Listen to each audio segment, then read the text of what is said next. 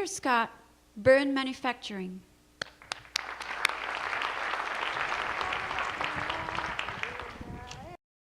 My name is Peter Scott. I'm the founder of Burn Manufacturing. 20 years ago, I went to Africa, and when I saw deforestation in Africa, in Congo, I got down on my knees and wept.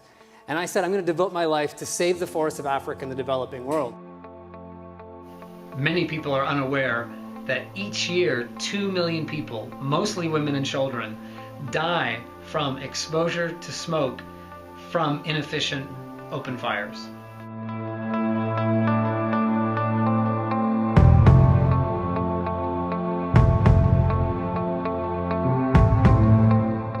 My goal was to create a stove army of engineers, researchers, and designers.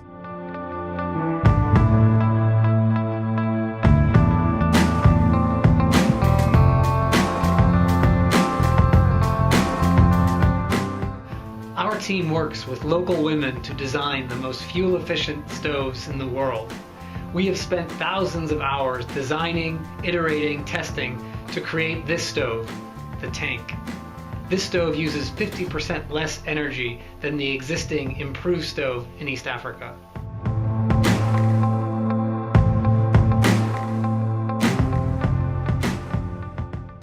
I mean, really, there's an incredible opportunity. So who wants to quit their fracking job and join me?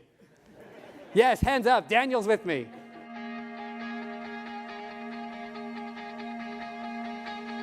By manufacturing 3 million cook stoves in Africa, we're going to save thousands of lives, more than 100 million trees. We're going to create local viable jobs, and we're going to reduce indoor air pollution for millions of women. It's an incredible opportunity. We hope you join us.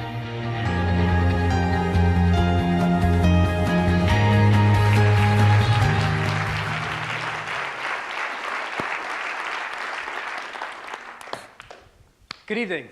It's a great pleasure to be here tonight. My name is Peter Scott. I'm the CEO and founder of Burn Manufacturing and our nonprofit arm, Burn Design Lab. For the last 15 years, I've been traveling the world designing super fuel-efficient technologies to save forests in Africa. And for that work, I've received numerous accolades. Foreign Policy magazine called me one of the top global thinkers of 2010. They said I was the Thomas Edison of my age. It was actually a misquote from the New Yorker. But it sounds pretty good, don't you think? I mean, I like to think I'm the Thomas Edison of my age.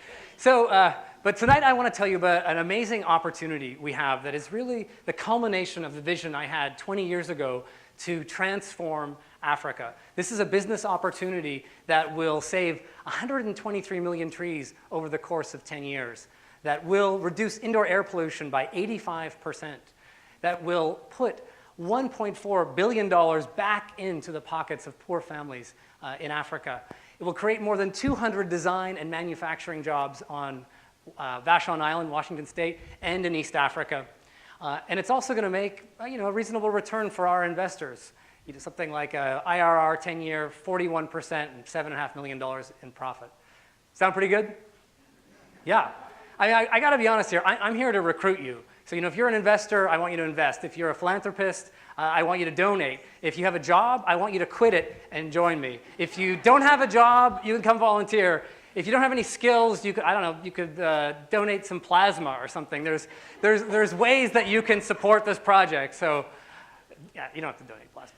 So anyways, let's take a look at the big picture. So right now in East Africa, the bad news is there's 121 million people that rely on biomass, that are literally dying for a new technology.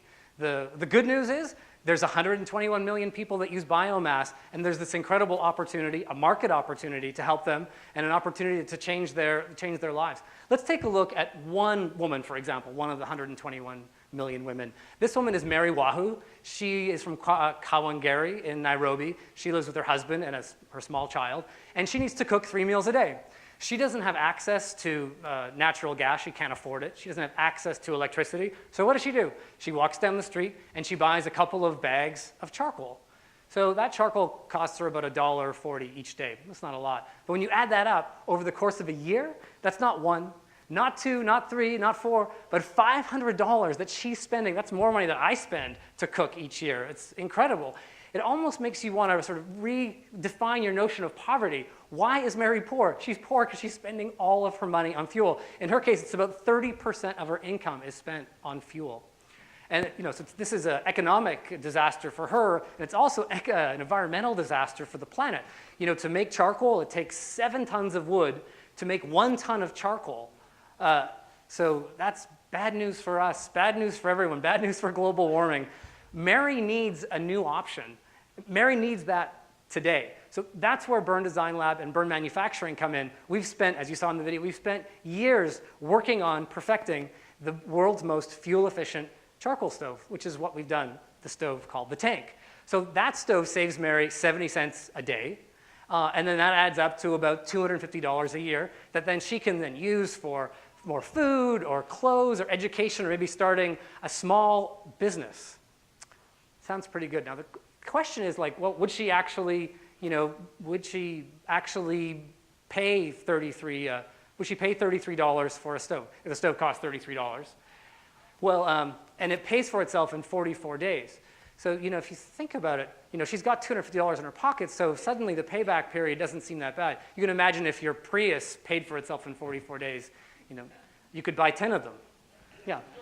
Yeah, that's not the idea. But that's pretty amazing. $33 sounds like a lot, but not a lot when you think about the money that she's going to save from using the stove. So would she actually pay the $33? So our marketing team has been interviewing literally hundreds of women. Would they pay $33? And amazingly enough, about 81% of the women in Kenya would actually pay $33 for the stove. It's that idea that people in Africa have no money. It's just not true. They have no money because they spend it on fuel. So how is she going to get the stove? Well, this is kind of interesting. People have spent millions of dollars developing distribution networks to bring products like our stove to women in Africa. The thing is that they actually don't have very good products to bring to those women. So it's kind of like they've opened a restaurant but didn't know what they were going to serve. So they have all this network. It's all just sitting there waiting, but with no product to run through it. So they're so keen to buy our stove. We have purchase agreements for about 200,000 stoves just in this next year alone that we've signed with some of these key distributors. Our competition actually is kind of funny. Right now, women in Africa, they can either have a really cheap, inefficient stove that's made in Kenya, or they can get a really expensive, inefficient stove made in China. So those are their two options. Part of the reason that they're so keen to get one of our stoves. How are we going to make the stove?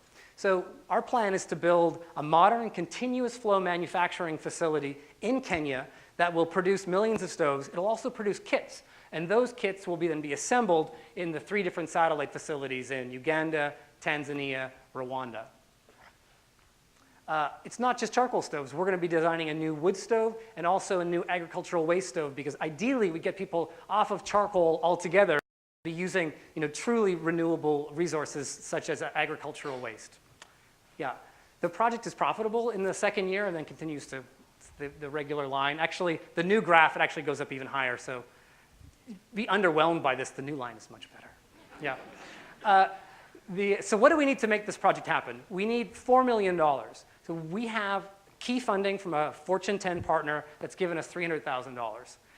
We have ready and waiting is another $3.2 million that's been committed if we can raise an additional $500,000 in equity. So that's really an incredible opportunity. All that funding is lined up. We just need to get that equity. So it's a lot of plasma. So a lot of people, if you're thinking about the plasma thing, you better get out and get some plasma. So that's what the needs are for the project. If people are interested, by all means, come and talk to me after the event, or you could talk to some of my team from Burn Design Lab. Maybe I'll just have my team stand up just for a second so you can see. These are just some of maybe the 20 or 30 people working at Burn Manufacturing.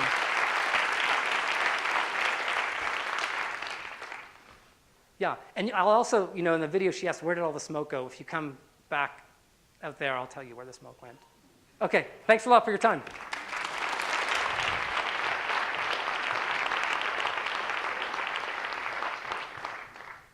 Thank you, Peter.